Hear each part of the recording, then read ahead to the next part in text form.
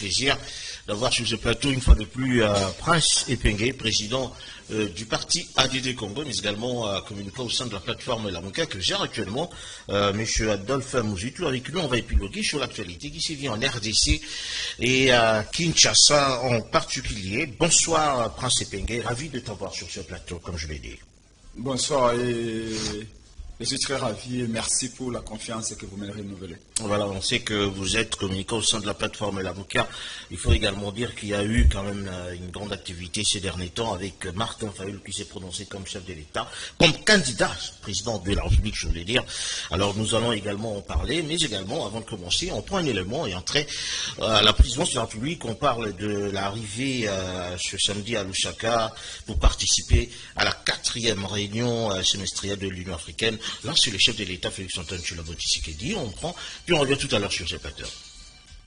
Au centre de conférence, Kenneth Kaunda Wings de Lusaka en Zambie flotte le drapeau tricolore congolais à l'occasion de la 4e réunion de coordination semestrielle de l'Union africaine. Plusieurs dirigeants africains participent ce dimanche 17 juillet 2022 à ces assises. Il s'agit principalement des chefs d'État et des gouvernements qui forment le bureau de l'Assemblée de l'Union africaine et ceux qui président les communautés économiques régionales reconnues par l'Union africaine. Parmi eux figure le président de la République démocratique du Congo et président en exercice de la communauté économique des États d'Afrique centrale CEAC. Et c'est autour de 23h30 que l'avion transportant le chef de l'État congolais s'est posé sur le tarmac de l'aéroport international Kenneth Kaunda. Au pied de cet appareil, un comité d'accueil constitué d'officiels zambiens et congolais venus saluer l'arrivée du président de la République. Des compatriotes établis à Lusaka lui ont également réservé un accueil chaleureux. Venu participer à la 4e réunion de coordination semestrielle de l'UEA, le président de l'RDC, président en exercice de la CEAC et rapporteur au bureau de l'Union africaine, devra, lors de cette réunion statutaire, faire un rapport succinct des activités de la communauté sous-régionale dont il est le président en exercice. Nous sommes rapporteurs, nous sommes à la tête de la CEAC. À ce titre aussi, le président certainement va faire un rapport succinct sur le fonctionnement de la CEAC, je dirais mieux, sur les activités de la CEAC en termes d'intégration régionale. Bon, l'intérêt évidemment, en dehors du fait que nous avons le leadership à ce niveau-là, l'intérêt aussi, il y a des questions qui nous intéressent.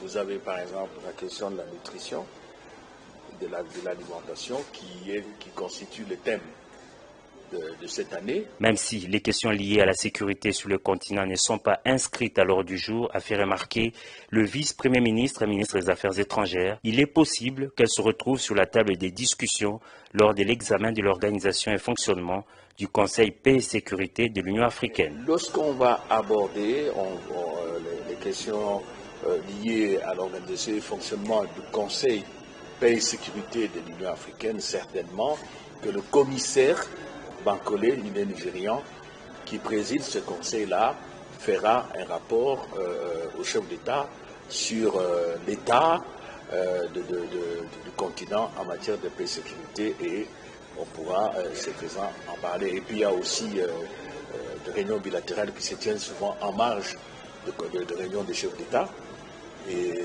même des réunions tripartites, mais qui ne sont pas structurées de manière formelle. Il faut préciser que la réunion de coordination est le principal forum permettant à l'Union africaine et à ses communautés économiques régionales d'aligner leurs travaux et de coordonner la mise en œuvre du programme d'intégration continentale.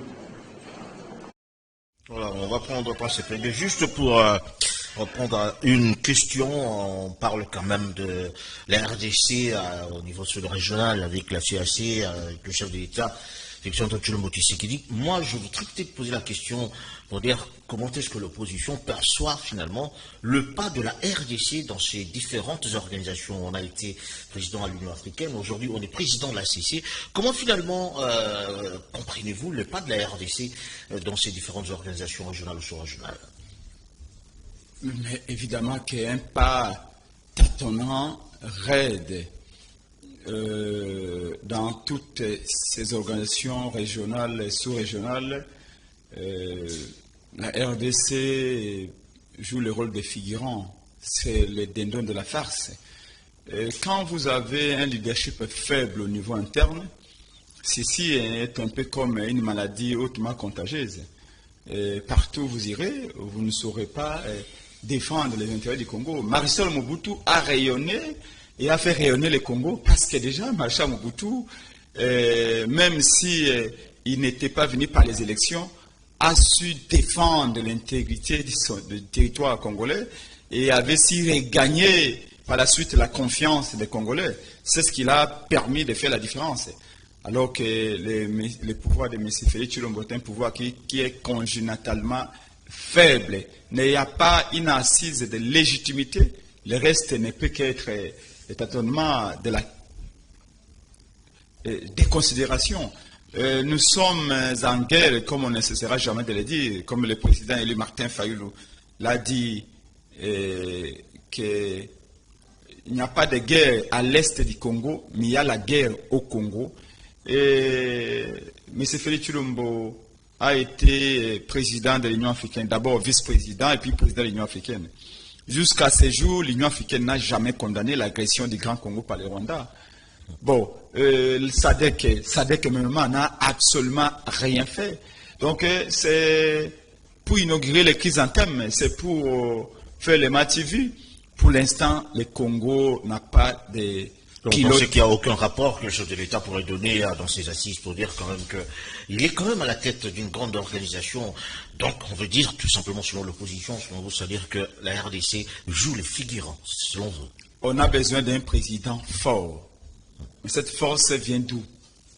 De la volonté populaire, de la légitimité des institutions et de les animateurs. Mais le reconduire dans ces genres d'organisations, vous ne pensez quand même pas que le chef de l'État, je veux dire, fait quand même figure rayonnante, d'autant plus qu'il est reconduit, il a été président de l'Africaine, président à la CACI. Est-ce que vous ne pensez pas que sa reconduction dénote quand même d'une sorte de personnalité qu'il incarne, n'est-ce pas, au centre de l'Afrique? Il n'y a pas de personnalité. D'autant plus que quand M. Félix Tshilombo a quitté l'Union africaine, il a été remplacé par Macky Sall. Mais souvenez-vous, la première réunion de Macky Sall, les chefs d'État africains ont demandé à Macky Sall de redorer l'image de l'Union africaine. Ça veut dire que M. Félix Tshilombo avait nivellé par les bas l'image de l'Union africaine. Donc partout il passera. Ce sera pareil. Mais d'où est le problème? D'où vient le problème? C'est ça, une illégitimité. On aurait laissé Martin Fayulu exercer le pouvoir lui donné par le peuple, on n'en serait pas là. Je vous ai dit, aujourd'hui, demandez à tous les Congolais. Félix a été le président de l'Union africaine. Quels sont les bénéfices pour le Congo? Parce qu'il ne faut pas nous dire que non, on peut être président de l'Union africaine, ça que ton pays en bénéficie. Encore que nous contribuons énormément. Même si le plan de l'appui diplomatique par rapport à cette agression du Rwanda, on n'en a pas vu. Mais si même une simple condamnation de l'agression du Congo par le Rwanda, on ne peut pas l'obtenir de l'Union africaine, on ne peut pas l'obtenir de la SADC, on ne peut pas l'obtenir de la CAC, on ne peut pas l'obtenir de la communauté de pays de l'Est. Qu'est-ce qu'on peut entendre encore de ces organisations? Donc, la RDC est le dindon de la farce. Voilà, tout ceci parce que la volonté du peuple n'a pas été respectée. Et nous prions le peuple congolais à corriger cette infamie et à changer, à lever cette infamie. Notre pays est humilié aujourd'hui parce qu'ils savent qu'à la tête de ce pays-là, celui qui est là a été parachuté. On prend un deuxième élément, on parle quand même, je veux dire, de la signature de livre de condoléances par le chef de l'État qui s'est rendu à l'ambassade d'Angola en RDC, les suites du décès du président José Eduardo dos Santos.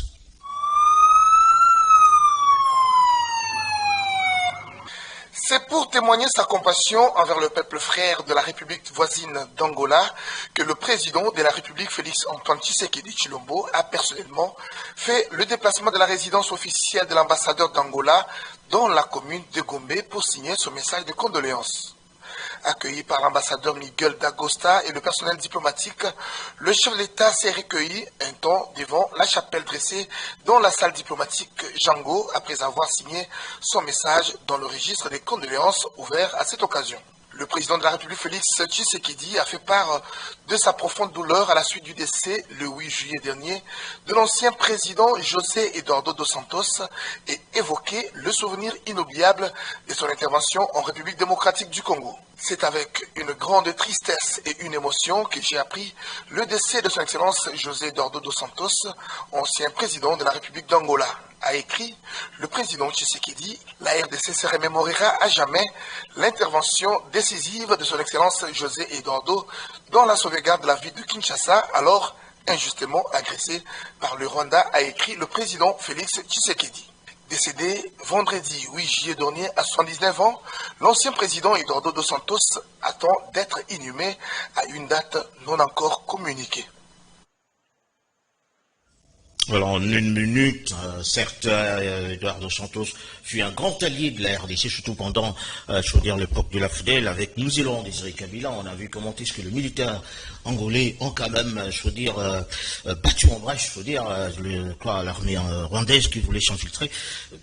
Que des souvenirs, certes, peut-être également au niveau de l'opposition, mais la question reste, comment percevez-vous aujourd'hui, je veux dire, le soutien de l'Angola par rapport à la RDC au regard de cette bruit de l'Est? Comment percevez-vous finalement la démarche de l'Angola? Trop de dialogue, trop de concessions, comment percevez-vous finalement? Est-ce que si c'était à l'époque d'Eduardo Santos, est-ce que ça serait pareil à l'époque de Lourenço qui est aujourd'hui président de l'Angola?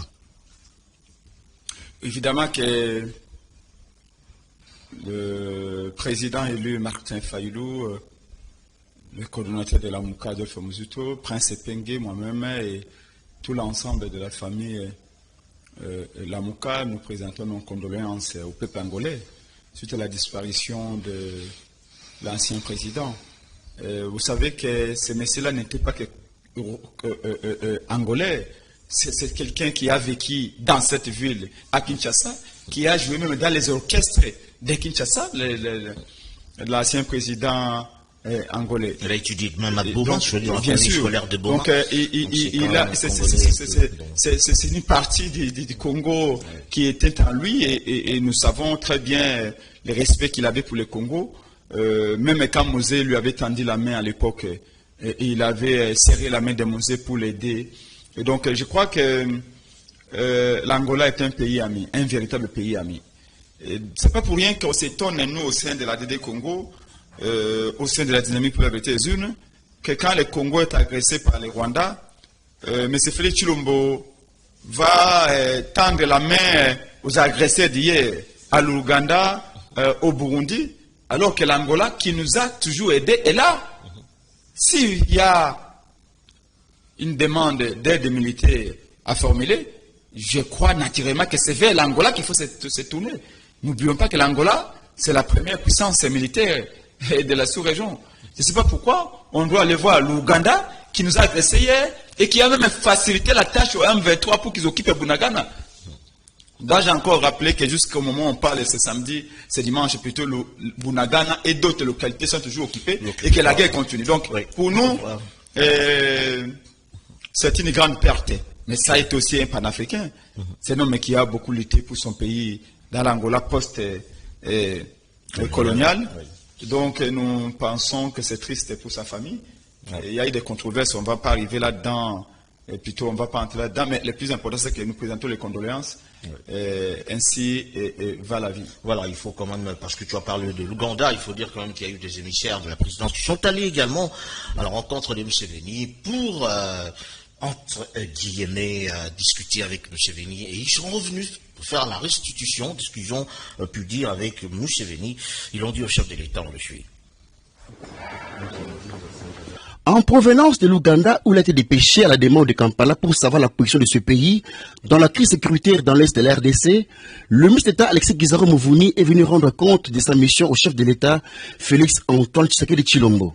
Selon les dires du ministre, la position de la RDC à la question des groupes armés, notamment les M23, a été réitérée au président Yoweri Museveni. Comme vous le savez, notre pays actuellement est victime d'une agression. Par une force terroriste qui est le M23.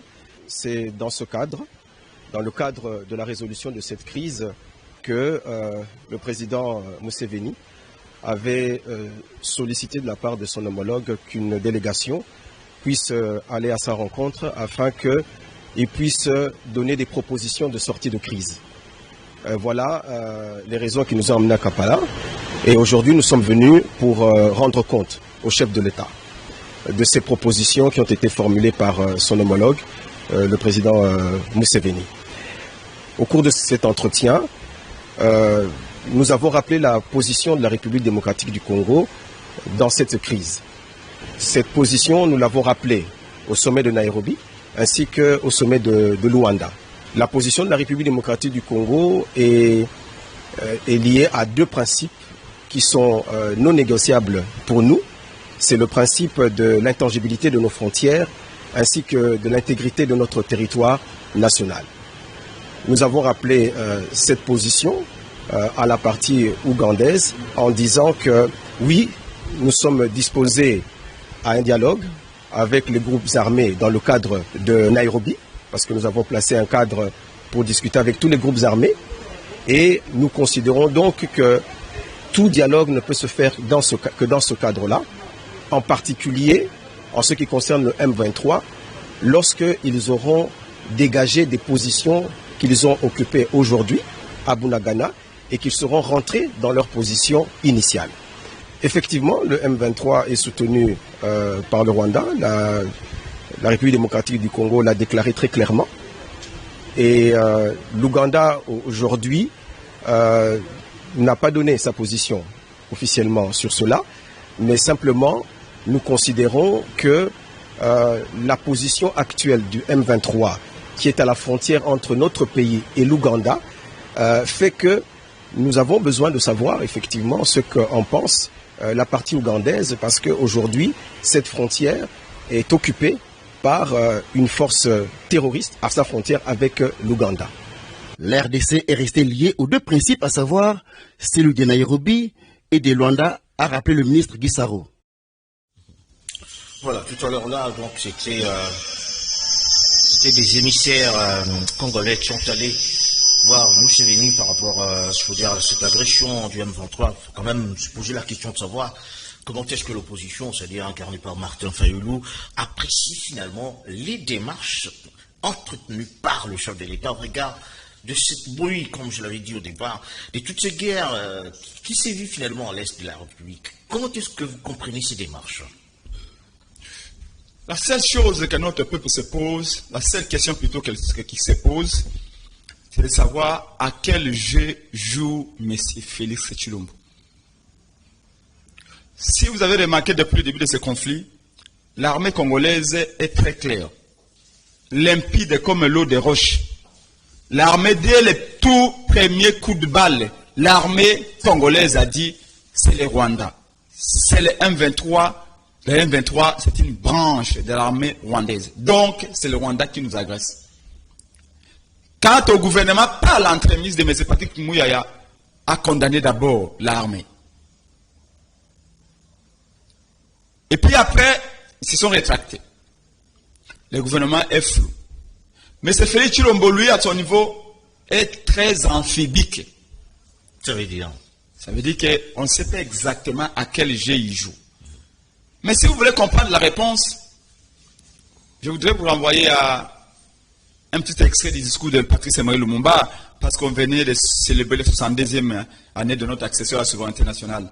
Parce que Lumumba avait tout dit dans son discours. Le discours de Lumumba.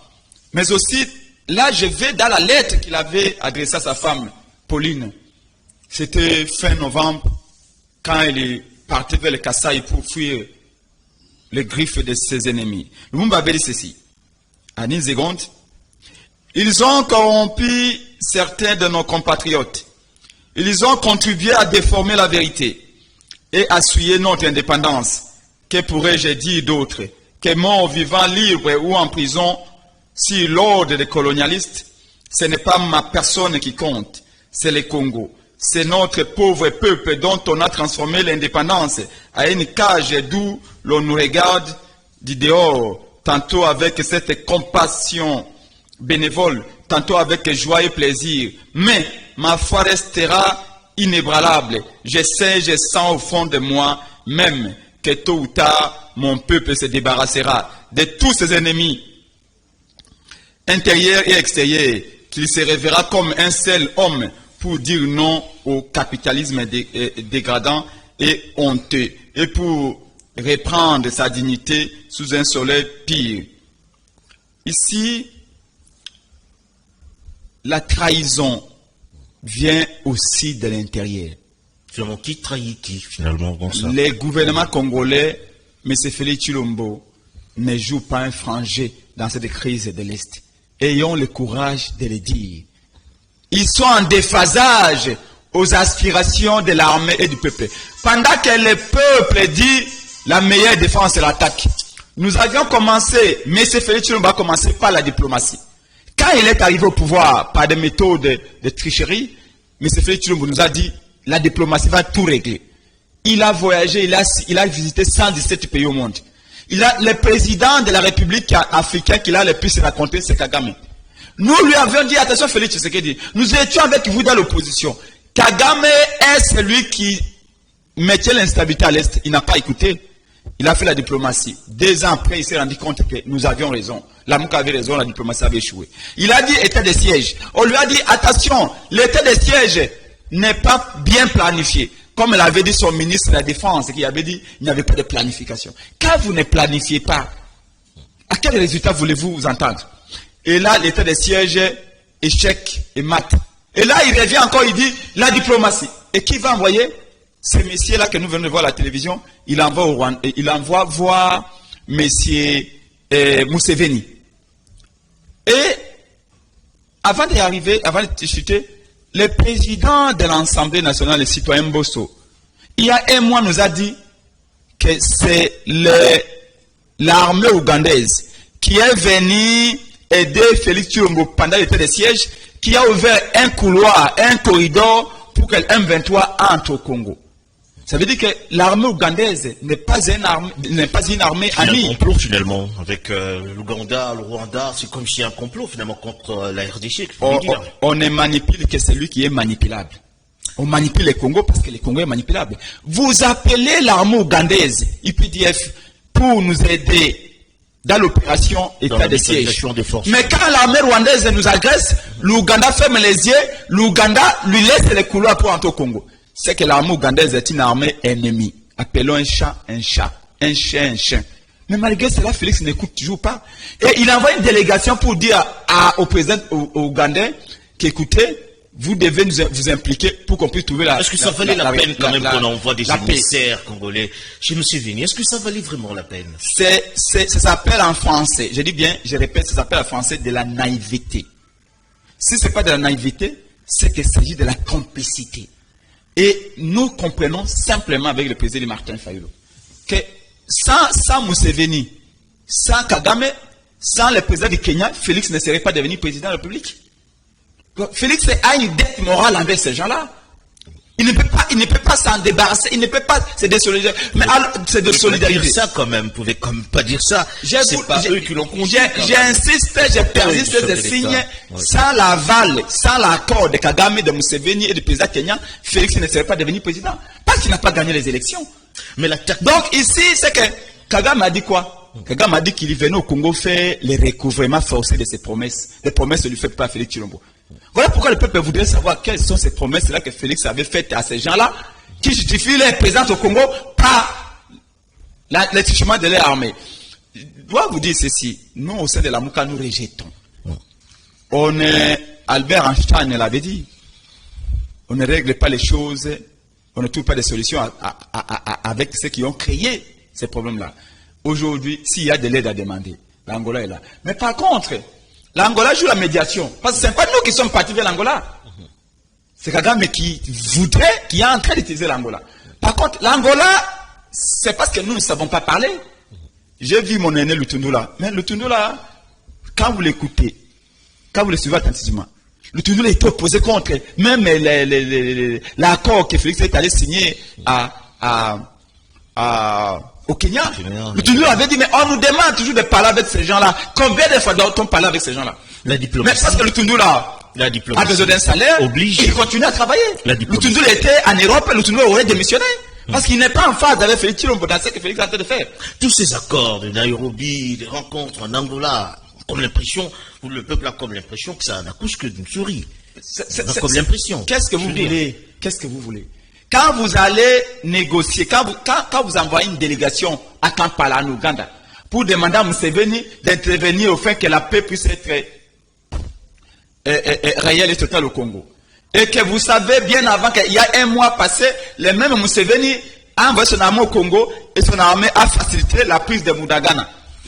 Mais ne me poussez pas à utiliser certains qualificatifs ici, parce que je suis un patriote. Je peux vous le dire. Mais l'armée congolaise, l'armée congolaise également se bat bec et ongle pour finir la guerre. Félix Tshisekedi n'est pas en phase avec le peuple. Nous avons marché ici. Nous avons fait des sit-ins, mes frères, des nouvelles élan, fait un sit-in devant l'ambassade du Rwanda. Moi-même, Prince Penge, j'ai été arrêté il y a une année devant l'ambassade du Rwanda quand j'ai exigé que l'ambassadeur rwandais Vincent Karega soit expulsé parce qu'il avait insulté le Dr Mukwege. Mais la police m'a arrêté, m'a traîné dans la ville comme du poisson pourri. Voilà, donc aujourd'hui, il y a une certaine complicité que le monde avait déjà dénoncé à 60 ici. Voilà, pourquoi? À cause de l'argent. Les Congolais, à cause de l'argent, ont vendu les pays aux pays étrangers. Et ça, 2023, nous devons corriger cela. On va prendre un autre élément. Cette fois, on parle de vous avec votre leader, Martin Fayulu, qui s'aligne également en ordre de bataille pour les élections de 2023 au poste du président de la République. On le prend dans cette déclaration depuis Kisangani.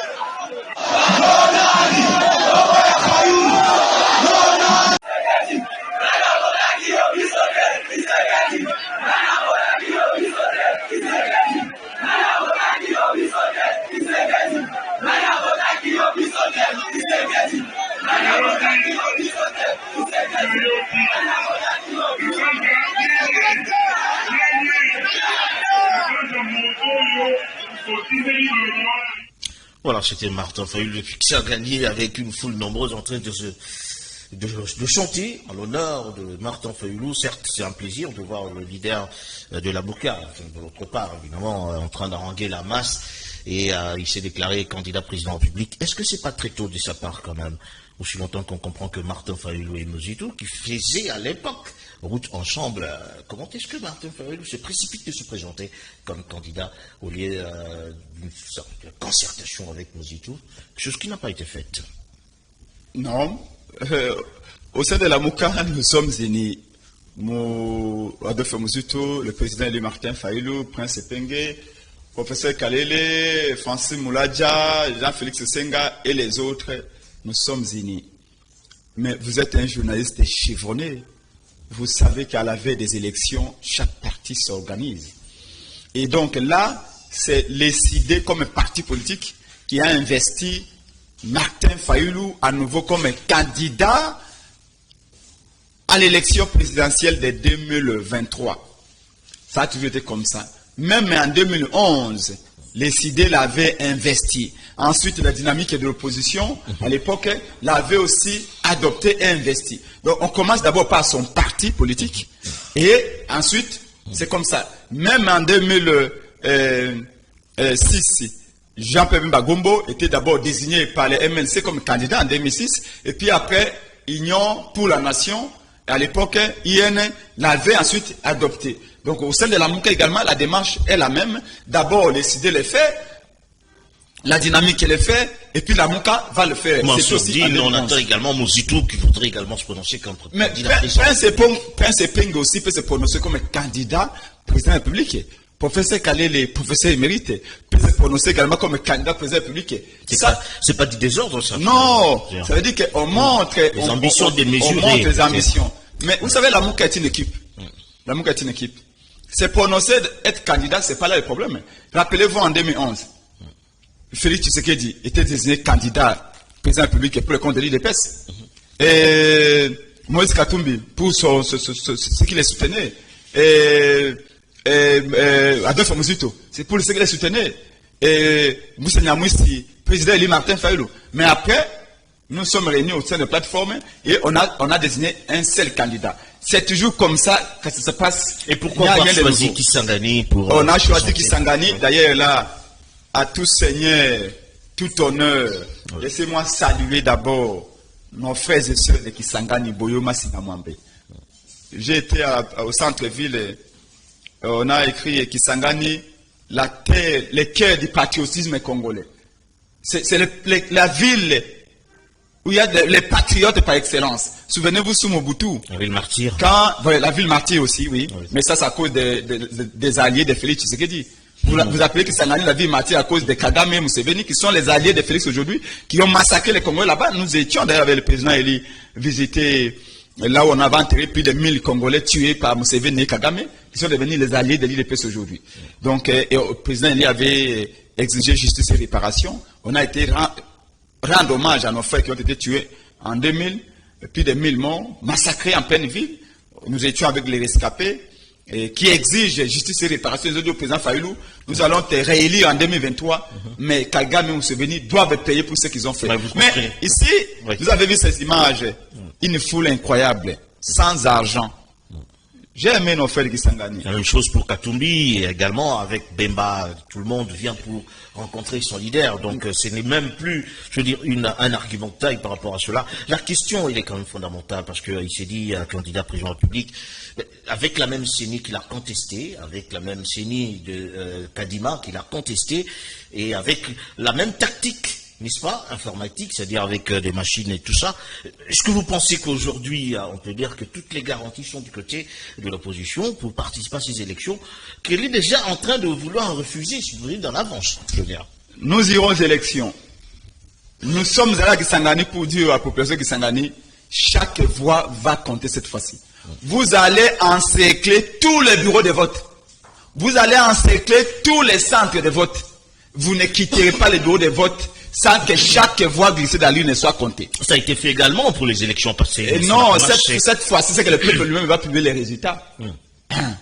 La loi électorale ne dit pas ça. Ce que je voudrais ici d'abord vous dire, la véritable loi électorale, c'est la volonté du peuple. Vous avez entendu la population chanter Nana vota kiyo, Tshisekedi nana vota kiyo bisote. Tshisekedi nana vota kiyo bisote na Kisanganite. Ils ont répété, Tshisekedi nana vota kiyo bisote na Kisanganite. La foule peut être manipulée. La foule peut être manipulée. Non, papa. On a atterri à l'aéroport de Mamboka, comme on dit. On a atterri à l'aéroport de Kisangani, une foule immense.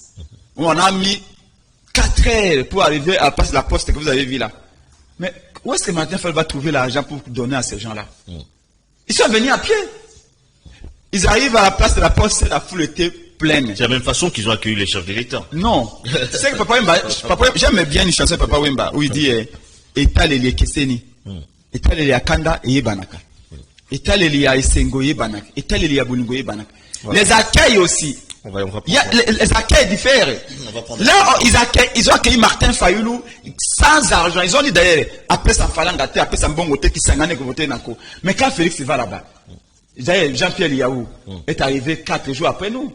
Ils ont loué tous les bus de la capitale. Mais pour Fayulu, les montants sont allés volontairement. Donc c'est là où j'ai dit, les accueils différents. Là, c'est pour l'amour. C'est pas une Comme ils ont chanté là, tu sais qu'elle qui t'a voté, ce n'est pas nous. C'est pas une Mais les talibans, s'il vous plaît, les talibans ont coupé la vidéo. Ils ont enlevé là où c'était Tshisekedi. Ils ont laissé seulement Nana Votakio. Mais qui laisse toute la vidéo. Donc, j'ai vu l'amour. Et j'ai compris une chose. C'est que, à Kisangani, s'il n'y a pas de tricherie, Félix ne peut pas avoir 5% de voix. Impossible. Très bien, on va prendre impossible. La CENI. Donc Félix se fait déjà. Je vous en prie. Il ne faut pas qu'il soit candidat. Je vous en prie, on prend la CENI qui était côte à côte avec les animateurs de différents partis politiques en vue d'éclairer sur le processus électoral en RDC.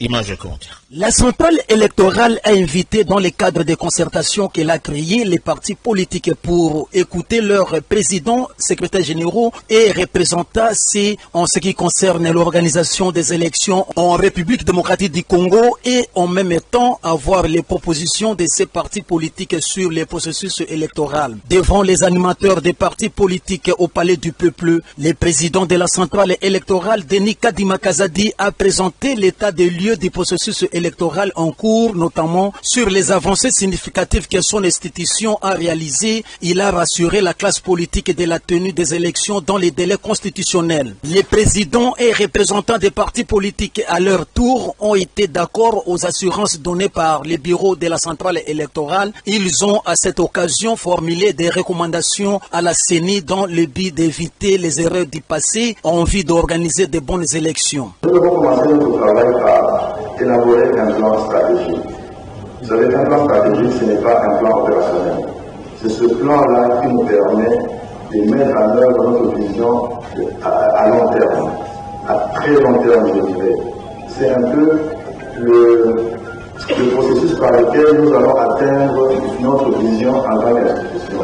Et notre vision, c'est celle d'avoir une CENI de rang mondial qui imprime un caractère spécial à la culture démocratique en RDC. Voilà, on prend maintenant le procès Matata Ponyo qui s'est tenu au courant de la semaine. Matata Ponyo dans le dossier Boukangalonzo. Image au commentaire. De la composition. Et donc, parce que nous sommes dans un état de droit et que les juges n'ont pour autorité que la loi, j'estime pour ce qui me concerne que nous aurons une décision, évidemment dans les délais de la loi, qui va être fondamentalement avantageuse. Mais s'il faut compléter la législation en ce qui concerne la justiciabilité des actes commis par un premier ministre honoraire, il faut qu'on puisse le voir avec les constituants. Mais pour l'instant, même si on le répare, ça ne va pas concerner M. Matata parce que ça ne va pas rétroagir, sauf si ça doit lui être profitable. Présent à l'audience, Augustin Tapono a refusé les situations de la presse. Après les moyens de défense présentés par les avocats de Matata, Kitebi et Grobler, le deadline pour la position de la Cour est fixé au 21 juillet prochain. Aujourd'hui, la défense de M. Matata, Kitebi et M. Grobler a déplié justement une batterie d'exceptions liées à les compétences de la Cour de cassation et surtout aux moyens d'irrécevabilité tels que tirés par la Constitution et par la loi organique.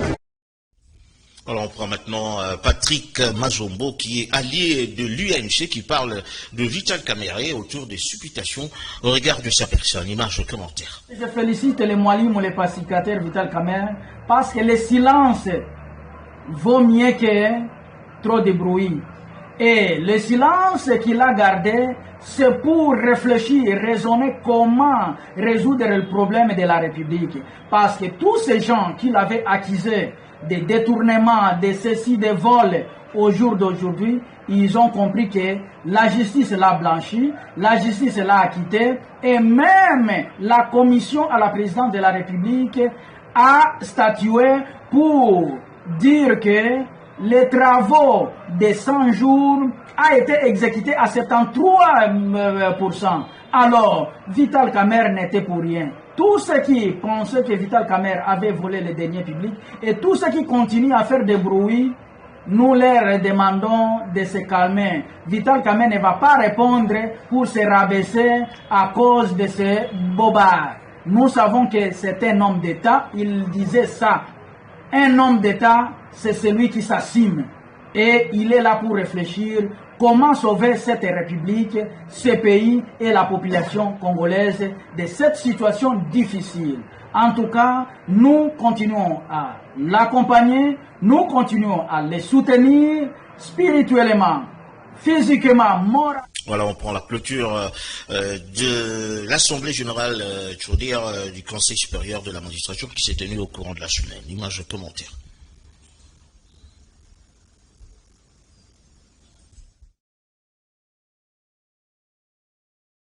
C'est en présence du Premier ministre Jean-Michel Samba Lukonde, le représentant du chef de l'État, que s'est clôturé l'Assemblée générale du Conseil supérieur de la magistrature en présence de plusieurs autorités des institutions du pays. Dieudonné Kamoleta, le président de la Cour constitutionnelle, a énuméré quelques résolutions issues de la dite assemblée, entre autres l'amélioration des conditions de vie professionnelle de magistrats, la gestion de carrière et le changement de mentalité dans la vie du magistrat congolais. Les magistrats se sont réunis en assemblée générale extraordinaire.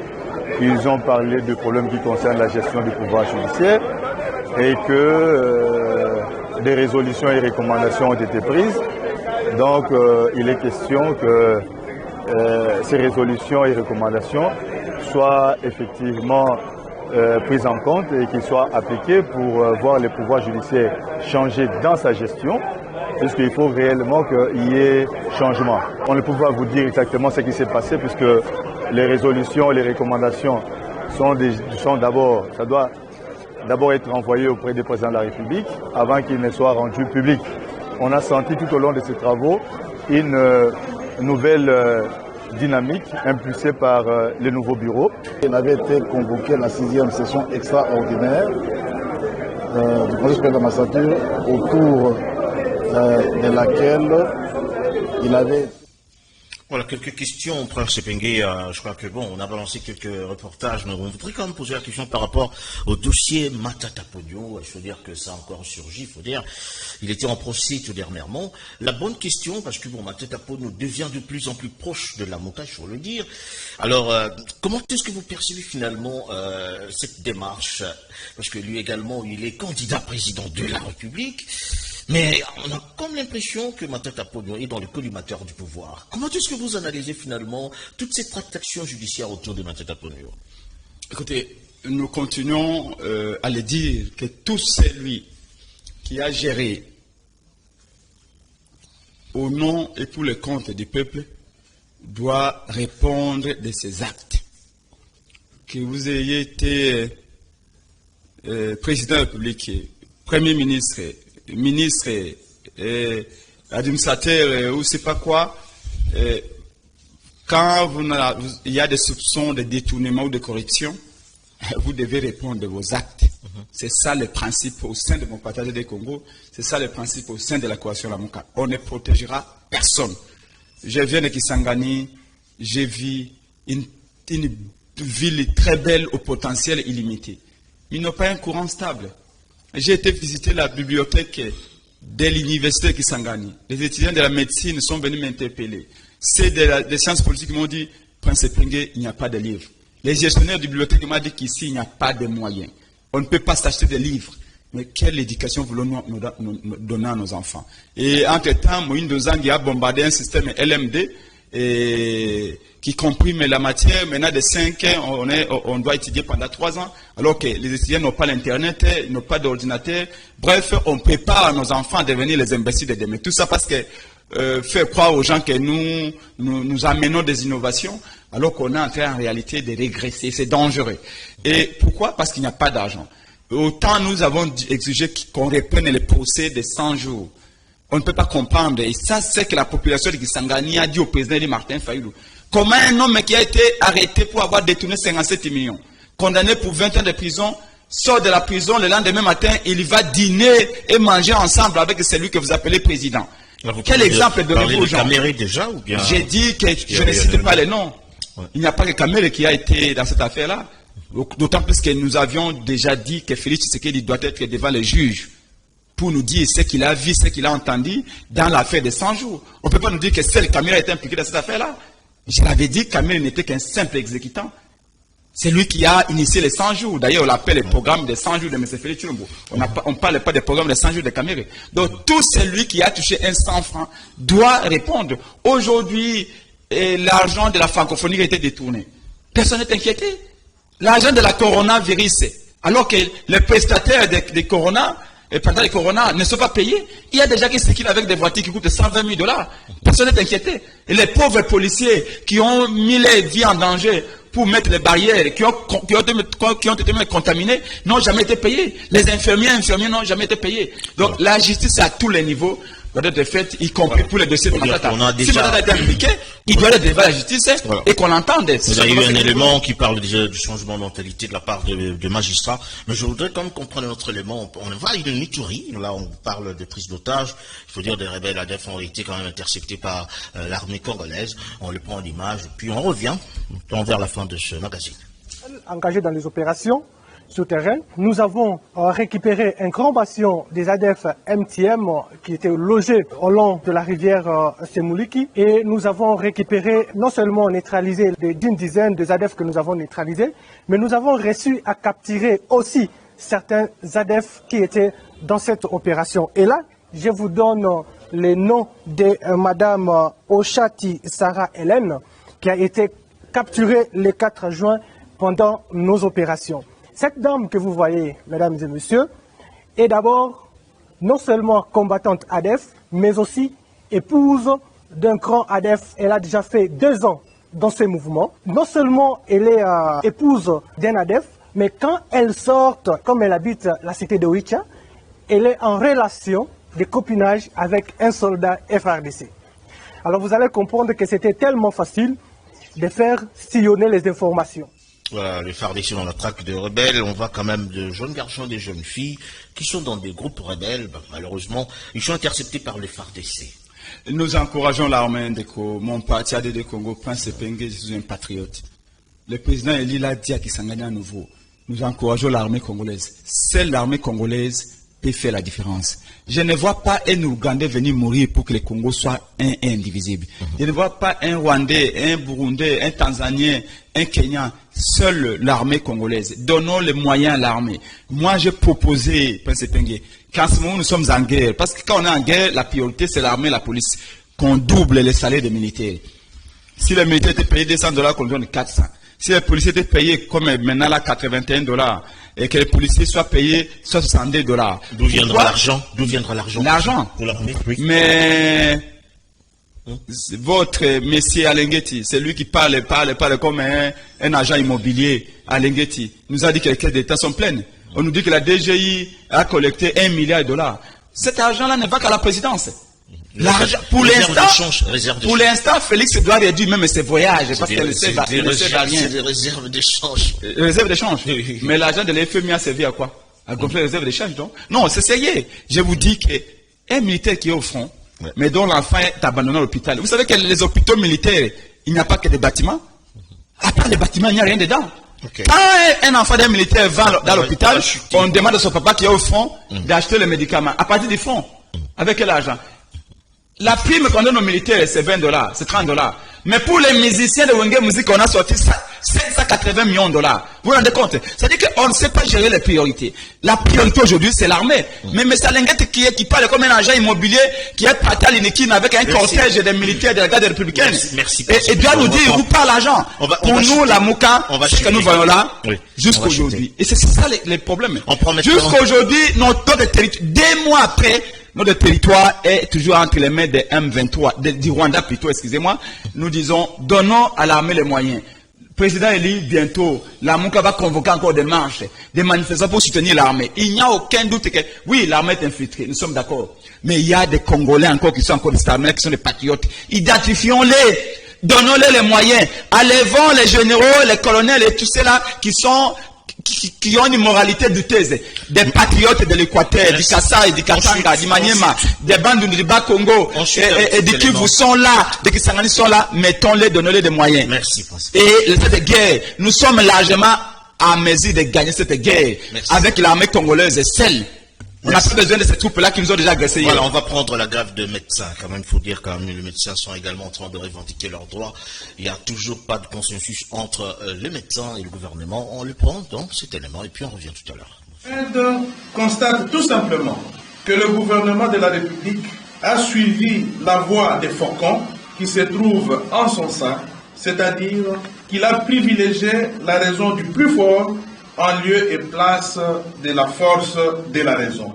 Le Sinamède Aspel rappelle à l'opinion qu'il revendique tout simplement le respect par le gouvernement actuel des engagements contenus dans l'accord du 3 août 2021, engagement que le même gouvernement a tenté de mettre en cause lors de l'atelier organisé à Bibois du 16 au 25 juin de cette année. Les médecins répandus à travers le pays sont déterminés à défendre leur acquis et ne voudraient pas se contenter des promesses non rattachées à la volonté de poser des actes dans le but d'apporter la paix sociale dans le secteur de la santé. Ainsi, la déception est très grande.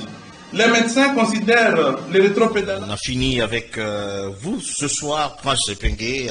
Je vous donne juste 30 secondes pour le mot de clôture avant de remercier les téléspectateurs qui nous ont suivis ce soir. Merci beaucoup. C'est juste à dire que nous sommes prêts à aller aux élections 2023 parce que nous pensons que les problèmes du Congo aujourd'hui c'est l'absence d'un président fort, un président visionnaire, surtout un président libre.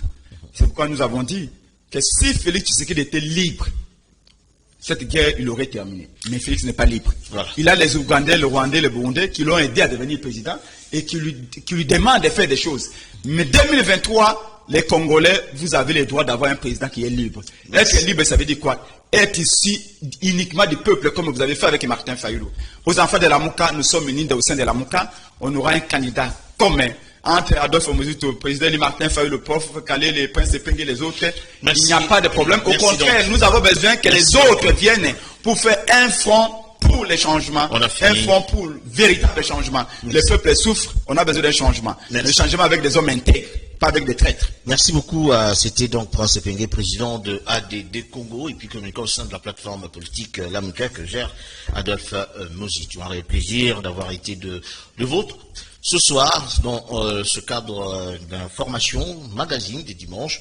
De Volant, je vous retrouve demain pour la grande édition à 19h. Merci également à toute l'équipe technique pilotée par Nsimbia Mavinga, Soulemboyo, ainsi que Rodi Louadio. Donc, bonne suite de programme sur Canal King Télévision.